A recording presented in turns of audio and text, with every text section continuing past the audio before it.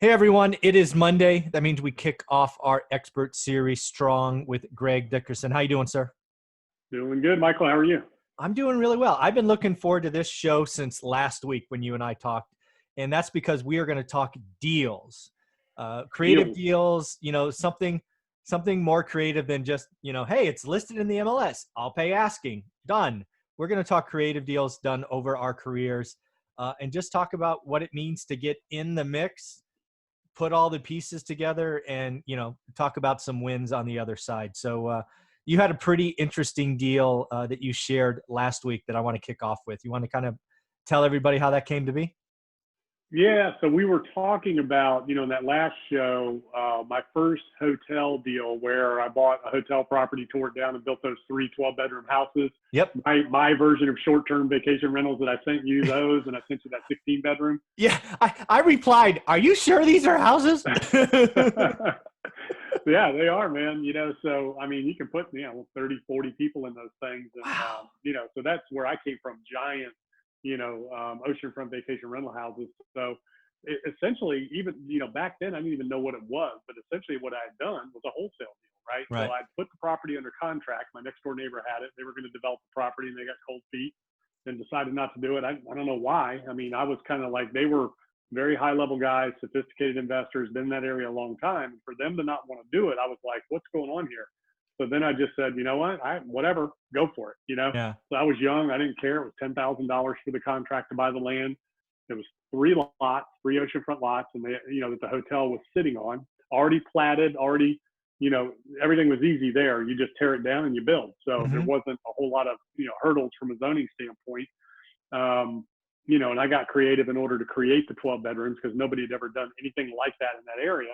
So I had to create a little packaged, like mini sewer treatment plant to treat the effluent from the house because everything was on septic down there. So lot coverage is a Ah. big issue. Okay. You can only build on about 30 to 40% of the lot. So you have to have big lots. And Yeah. when you're oceanfront, part of that is in the CAMA area, which is the coastal area management area. So you can't build within that area. You got to set back from that 50, 60 feet. So Wow. very tricky environment to build in. And, so you need big, big lots to be able to do something. So you reduce that or you increase your lot coverage area and increase your footprint by using these little packaged, treatment plants for for the wastewater. So anyways, so I get the contract on this thing. I put up a $10,000 earnest money deposit. While I'm working along all this, my realtor at the time, I told him what I was doing. Said, hey, if you know anybody wants to buy, a 12-bedroom house from me, turnkey package, let me know. Turns out he had a client that wanted to do all three. And this guy was investing down there. So he came to me and basically bought the contract from me for $100,000 to, buy those oceanfront lots. And then I built him the three 12-bedroom houses all at the same time and, made another $100,000 per house on that. So it turned into about a $400,000 deal.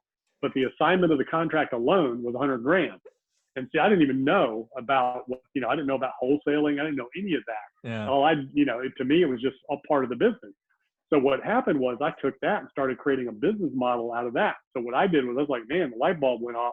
So I went around my area and I Yeah. started buying Well, up. one sec. I want to, Yeah. because I don't think we've done a good job of just celebrating how big a leap you took first. We'll get to the business model and how that became a thing for you. But again, right? Remind the audience where you were when you got the opportunity to buy you get $10,000 for the option to buy the land. You weren't Greg Dickerson per se. You were a handyman, right? Yeah, I just started out. I think I was building some small spec houses at the time. But yeah, this was, so 97 is when I started, 97, 98 as a handyman remodeling contractor. So this was 2000 Okay. when this happened. So this was 3 or 4 years later. So yeah, Yeah. I wasn't even doing more than probably a couple $1 million a year in my business. Just started, to build little spec houses. Yeah. Didn't know how to invest in real estate. Didn't know what a wholesale or a flip was. Never Didn't done know what any of that. oceanfront was. Didn't do anything. Well, that I knew. I was in Okay. the area, but But you I hadn't was done watching development what there. was. No, Right. I'd never built a house from the ground up bigger than probably 1,200 square feet at the time, All 1,400 right. square feet. So then your neighbor, was that, your neighbor comes to you with this deal because he knows you're Yeah. in real estate, right? And oh, by I the didn't even have a way, license yet. yeah. I didn't have a realtor's license, none of that. This is before all that. And then, as I remember the story when we were talking off camera last week, your neighbor's partner was some kind of government official or city official that. Yeah, he was a county commissioner, and he had a building company. So he was a Yeah, builder. He'd been building down there for 20 years. And he had a real exactly. estate company and property management company. I mean, he was a big deal in Dare County, And down that's there. what I wanted to talk about. So this Yeah. gentleman and his partner got this deal. They felt good about it. And then something scared them. Something made I them don't know back. what it was. So, and then, so my neighbor, he owned the Dairy Queens, and he owned, 3 oceanfront hotels, right? Yeah. And, you know, and then his partner was a sophisticated developer, been building and developing down there for years. So yeah, they got cold feet and said, "Hey, do you want this deal?" And I'm sitting there going, and they said, Huh. "Give me $10,000 and the contract's yours." And I'm thinking, well, he's going to be my neighbor, so he wouldn't just flat out cheat me, would he? This is what I'm thinking, And I'm just like, why would they be doing this? And I just, he said, he just didn't want to do it. He got cold feet, too much money, Yeah. because 1.2 million for the purchase, and then you had to, spend, at the time, $800,000 a piece to build a nice house, Yeah. So that was another 2.3 million, Yeah. and so altogether it was 3 or 4 million bucks. I didn't have that kind of money. Didn't know Right. where I would get that kind of money, but I knew the land at $400,000 a lot was worth $600,000 once I, Yeah. tore it all down. So I said, let's do it, 10 grand. So I wrote that check, and I don't know, I might have had 100 grand in the bank at the time. That was it, Yeah. And again, this reason I wanted to go back to this is because that lots of people get in that situation. And I don't know what the odds are, but I'd guess it's 80-20.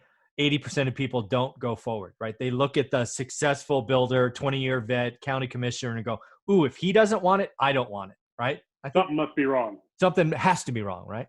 Yeah. So again, taking a leap of faith, betting on yourself, that had to feel good. And then, so let's just pretend it's a month. Let's say you sign the 10 grand on I don't know, what is it, July 1st. Then you go to your real estate friend, like July 2nd, and say, hey, if you know anybody, and then you hear on July 8th. I mean, what was the time frame? Because it wasn't long, right? You were still in contract. Yeah. It was probably within 30 days all this happened. So, Right. I got the contract and I started. It took a couple of weeks just to get it back. So when I Okay. put the 10,000 up and I gave it to the attorney, I took it to his attorney's office, dropped it off, and then I didn't hear anything for like 2 weeks. I'm like, what's going on? I Where's gave you my the 10 10 grand. Where's grand? my contract? Yeah, where's my contract? And I was like, what the heck? So finally, I didn't know back then that attorneys don't return your phone calls and respond. Yeah. So it took me a while to figure that one out. But anyways, I finally get the contract back, and I don't even remember what time of year this was. But I finally get the contract back, so I start working my process and Yeah. doing my due diligence. And as I'm doing things, I'm talking to my realtor about it. So this is all within a 30-day period. Right. And he's like, "Hey, I got a client that's looking at stuff." And this guy, he owned the Pella Window franchise in Virginia. Okay. And he was down there doing some investing and buying properties and doing things. Him and his partner. His partner was a builder developer up in Williamsburg, and so they were doing a bunch of stuff. So, anyways, the realtor goes, "Yeah, I got this guy, man. He'll, he might be interested." Turned out he wanted all 3 lots. So yeah, this is like a 30-day period, and I'd never even like torn a building down at that point. I had no clue, but what I did do was I knew there were people there that did, so I hired them to come work for Right. me and help me build this company. So I had a couple of people working for me that had done these things. Then I had my engineer, civil engineer that did all my site planning and stuff, and he was looking at it. And we were working, because it was supposed to be 8-bedroom houses, and Mhm. back then, the more bedrooms you can get, the more rent you can bring in, the more value you can create, just like multifamily. Sure. You saw the houses; these things are like apartment buildings. Oh yeah, they're large. Yeah. So this was a nice project. So we're working all that while I'm telling my agent about it. So yeah, this all came together within about a 30-day period. So probably 45 days after I put that $10,000 down, the land was closed. I put the 100 grand in the bank and I started building the houses. I mean, it was that Wow. quick, Yeah. 30, 45 days. So, it was interesting too, because I'd never torn a hotel down before. So what I did was once we closed on that, I put, the word out to people and put an ad in the paper because there was no Craigslist back then. There was no internet. This was all, very small community. I said, look, I'm going to demolish this hotel. There's TVs, there's beds, there's, furniture. Come get whatever you want. Wow. So I did open house and people came and took everything out of the property. I mean, it was hilarious. it was like, you should have seen people, just hundreds of people running all around the property, grabbing all the furniture. They were taking light bulbs out of the thing. They were taking Wow. toilet paper. I mean, it was incredible. So I did it for the community. Look, if you need something, come get it. Yeah. So I just kind of gave it away. And that was my, donating back to the community before we tore the building down. Nice. So that was pretty interesting, that experience. And that was a model that anything I tore down, I kind of followed from that point on. I said, hey, if you need things, come get it. Yeah. And I would give away the furniture and whatever was in the house, the TVs, electronics, and Wow. they just had to remove it and take it away. That is awesome. And again, right, I just want to kind of set this up. You're young in the game. You're in it 3 or 4 years. Oh yeah. You take a leap of faith. You work with your network, right? Not only who knows you, but who do they know? Yeah. You put $100,000 in your pocket, and I don't know what it takes, but I'm guessing it took 12 to 18 months to build the 3 homes. I'm guessing, yeah. Well, that was 8 months. We did them in 8 months. Wow. 8 months. Yeah. So, and then another 8. So in a calendar year, theoretically, you put $400,000 in your pocket because you took a leap of faith on $10,000. Yeah. I just decided to do it. And I'm going to do the math right now. So this is 2020, and that was probably 2000. That was 20 years ago. Yeah. So I am 53 today is my birthday. Oh, happy birthday. So I was 33 years old, 32 years old, never done anything like that, had no investors, no backers, no college education. I just, 3 years into starting my business, and I started, but like I said, I'd hired some good people. So I had some people working for me that I knew could build these houses. Yeah. And I knew, man, if I could just get this deal, this would be the beginning of everything. And I was getting ready to build my house. And that's the story of how my house went from being, 5,000 square feet to 7,000 square feet because of that deal. Right. Yeah. Yeah. That was funny. Yeah. Your wife picked a bigger floor plan, so you needed more space. Yeah. That's how this all starts. And I was like, well, we can afford it now. So that was interesting. So like I said, what that did was that the light bulb went off, and I'm like, wait a minute, I can tie the land up, flip it to the investor, make a profit, and then build them a house and make more money. And you couldn't get the land unless you built with me. So that's what I started doing, so that was I became so these were finished lots in, subdivisions that were just because the market was escalating and things were hot. Yeah. So I didn't even have to develop the land. I would go into, I went into this one subdivision in an area down the Outer Banks called Duck, North Carolina. So everybody's watching, look up Duck, North Carolina. It's a cute little seaside village down there. So I went into this one neighborhood and I tied up like 12 lots. It was the last 12 oceanside lots in this area. Paved street, lots of big houses, and these were just little infill lots. I put them all under contract like I was a developer. I turned around and just flipped the contracts to my investors. Wow. And then built them the houses. And I was making $25,000 to $50,000 per lot, just flipping the contract, and then $100,000 per house to build them houses. These were 8-bedroom, houses that were a little different than the 12 bedrooms. And then so I just kept doing that all over the place. I didn't even have to develop anything. Wow. I was making the same money if I'd have went in and developed that land and, took all that risk and sold lots. Because, as a developer, back for what those lots were selling for, that's all you'd make would be $25,000 to $50,000 per lot. Wow.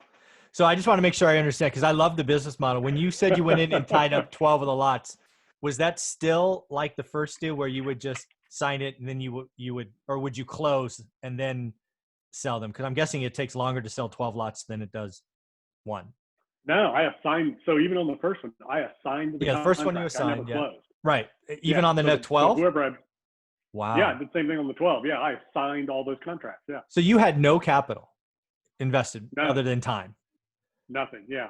Well, I put the earnest money up, so I had to put put the earnest money deposit down on the lots, but that was it. Yeah. And this was that's amazing. One seller. So this was the developer. So this was the original developer that had these last 12 lots. Totally makes sense. I think I put $5,000 earnest money up, and let me tell you where that money came from. So I was doing a remodel. Okay, I was remodeling the handyman guy. I was doing a remodel for a guy on a house, and I think it was a $150,000 project, right? Yeah. So the guy came to me and he said, "I'll tell you what." He said, "I'll pay you $125,000 now, right now. Put cash in your pocket." If you'll take the money now instead of 150 over the next 4 months as it's done. So I was like, dang, I'll do that. So I took that money, and then that's when I went out and tied all those lots up. So I put, I had that $5,000 earnest money, and I had the money in the bank to kind of, so I went to the banks and I'm like, loan me the money to buy these lots and build houses. And the bank's like, you're crazy. You're talking about 12 lots at, lot and house package. I think the lots were 150 grand to 200 grand. The houses were, 300,000-400,000 to build. So it's $500,000, Yeah. 600,000 per lot. Yeah. That's 7,200,000. And I'm sitting in front of the bank. Here I am, 32 years old, Pull up in your pickup truck. Right. I don't really own anything except my house. I'm like, here, loan me $7.5 million. And they're like, Craig, we're not going to do that. Yeah, no, thank you.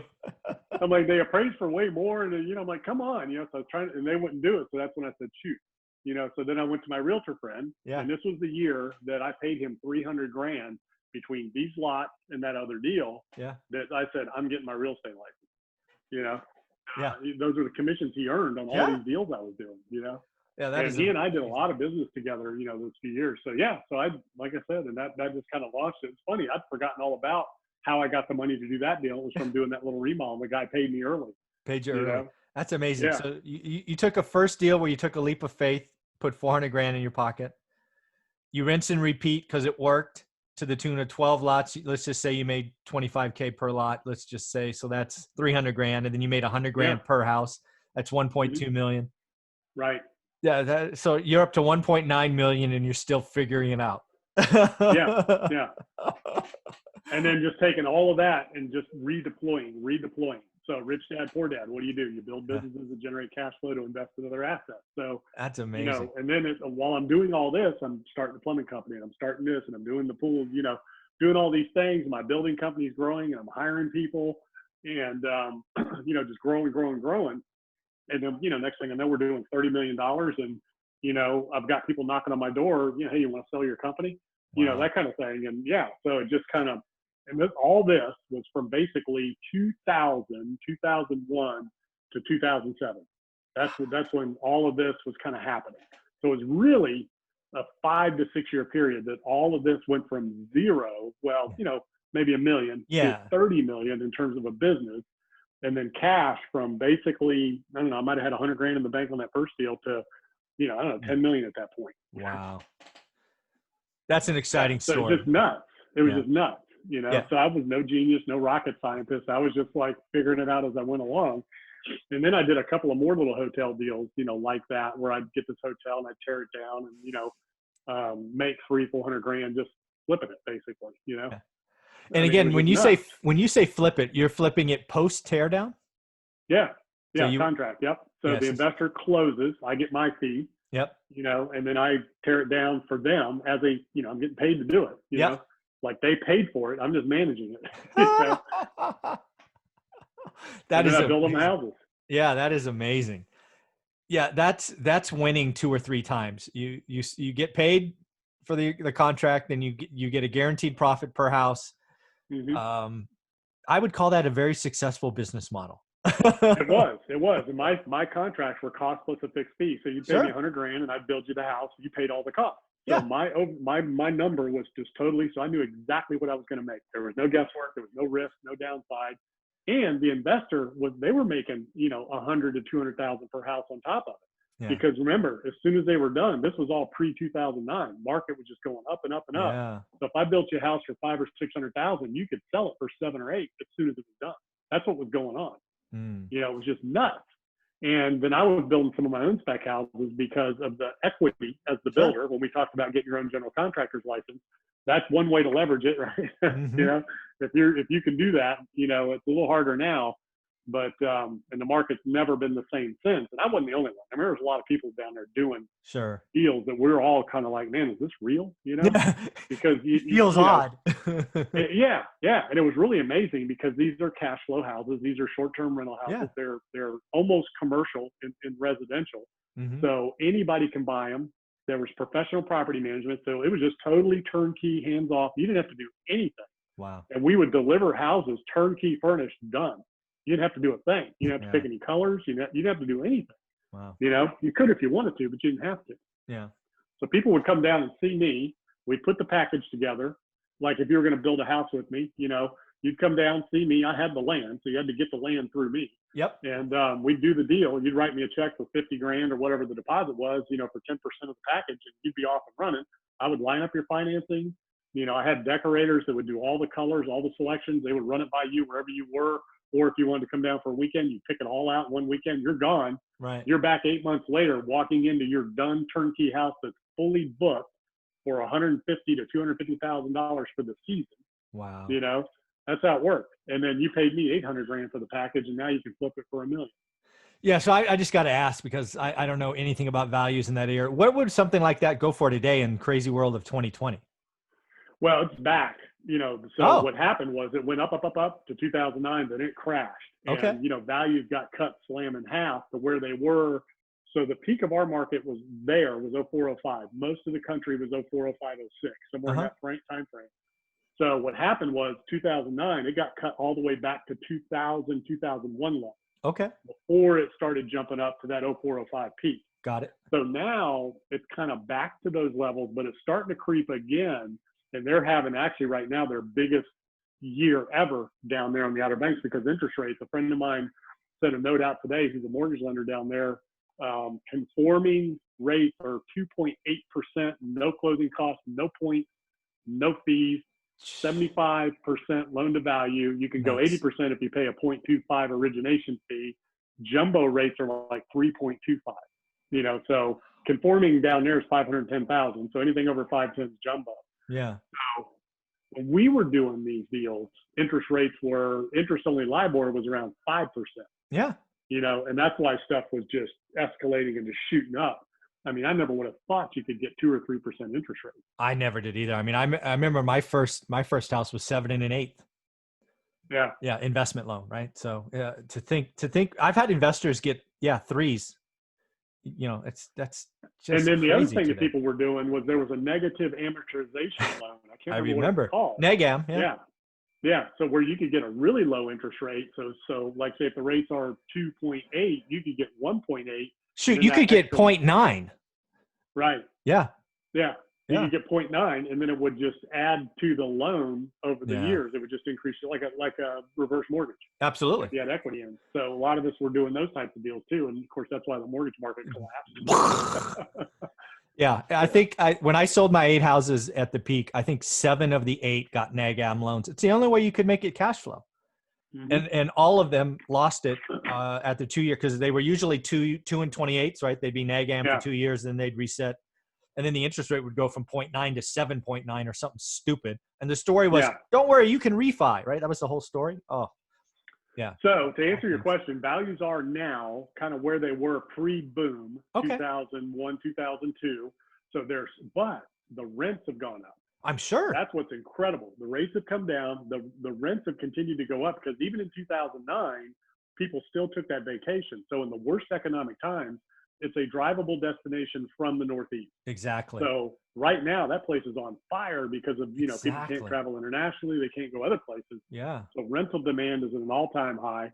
Properties, people are buying them. You know, it's at an all-time high right now, but the values are still kind of holding where they are, but the cash flows are through the roof now because of the financing you can get. Yeah. Well, let's talk about that a little more, because I am starting to believe because again, all of that's true. Plus supply is low. Mm-hmm. Right? So, inventory, inventory. So I don't know if I'm afraid or I'm excited because I own a bunch, but we could see a year or two of appreciation take off, like double digits, right? Assuming supply stays low in forbearance. I still think we're hiding pain in this forbearance, but we'll see. But the rest of this year, we could see prices go up. Interest rates never been this low. Rents are higher. Occupancies are up. Why won't prices go up? I mean, seriously, why won't prices go up from here? I don't know. Yeah, it should. And there's, you know, you're hearing multiple offers and bidding wars and you know, different markets. But so here's the thing to watch. So right now, we're in an election year. So you were talking a little bit about some tax things and all that. You know, we really can't, you know, pontificate on what's going to happen if somebody gets elected or doesn't get elected. But what we can look at is this month, you've got taxes due in 2 days. So anybody who's watching, you know, if you had to pay taxes, you were given until, you know, the 15th of this the IRS. Yep. Mm-hmm. Right. So everybody's taxes are due, and the unemployment bonus from the Fed of $600 a week is gone this month. Yeah. So I think that could make a huge difference and a big impact if they don't re-up that. And there is no talk about extending the tax deadline or re-upping that bonus. Yeah, they've already said they will not. Actually, this came out last week, or it might have been the week before. Mnuchin said we are not delaying the IRS, the tax date, so that's known. And then on Friday, I think they came out and said that they're looking at extending the unemployment kicker, but they will not be a flat rate $600 for everyone. There will be some kind of caps and all of that. And who knows when that gets done, right? Because they don't even come back from freaking summer break to the 20th. Right. So that's not going to happen. So It's that's just going to like, run out. yeah. Yeah. It's So nuts. that's going to run out. So they'll be interesting to see what are the effects of that, you know, because right now collections across the board, everybody I'm talking to in Yeah. pretty much every sector, I think storage might be feeling a little bit of a decline here and there, but most housing, everybody's collecting just like they normally would. Yeah. You know, collections are on par from what they usually were. But you know, it's interesting. I mean, even I have to pay taxes. You know, I've waited. You know, I was like, Yeah. you know, I'm not going to give it to them anytime soon. No, I I sent thought mine they in might yesterday. extend again. Did you? Yeah. Yeah, I sent Yeah, mine I got to do Sunday. mine today or tomorrow. Yeah, that check was hard to write. Yeah. It is. So I was waiting, you know, and I've got mine down to about 10% still. You know, there's only so much you can do. Yeah, exactly. Yeah. Let's just say, yeah, I don't actually mind paying taxes. It's just as long as it's as little as legally required. Yeah. It's okay. I don't mind. I'm all right with that. So again, the story, and the reason I wanted to talk about this today is, again, you bet on yourself. Yeah. Your network helped you. And then the other one is you found a model that worked, and you weren't afraid to do rinse and repeat, right? You seeked that out. And whatever's working for you, do more of it. So that's what I tell people. A lot of people are like, man, I want to go do this. Go here. Do that. Go here. Like, well, where have you made your money so far? Doing this. I'm like, well, do more of that. Yeah. So you just max that out, then branch out from there. Once that's maxed out, automated, systemized, so that you can just roll. And, you know, to, you know, jump on your point, what I did was I didn't know what I was doing, didn't know how I was going to do it. What I did was I found people that had already been doing what I wanted to do, and I hired them. Yeah. I hired them to come work for me, teach me the business, and build my company. So what I didn't have the luxury of back then was like a mentor. There was nobody I could just say, hey, can I pay you to teach me this? Mm-hmm. I went and hired them as employees and paid them $100,000 a year each to build this company. Right. My president, I was paying $200,000. My CFO was making a couple $100,000. Wow. I mean, I was paying big money for mentors. Right. You know, and it wasn't in the official capacity. So, you know, that's a real take home right there. If there's something that you want to do, whoever's watching this, and you don't know how to do it, not sure, go hire somebody. You can hire mentors now. You can hire coaches, mentors. You can take training programs. That stuff wasn't around. I had to hire employees. Right. You know, and that's another option too. You can hire employees that have been where you've been to help you do what you want to do. And there's a lot of people that have come from, you know, different companies, different organizations, different institutions that you can hire to go to work for you and help you build.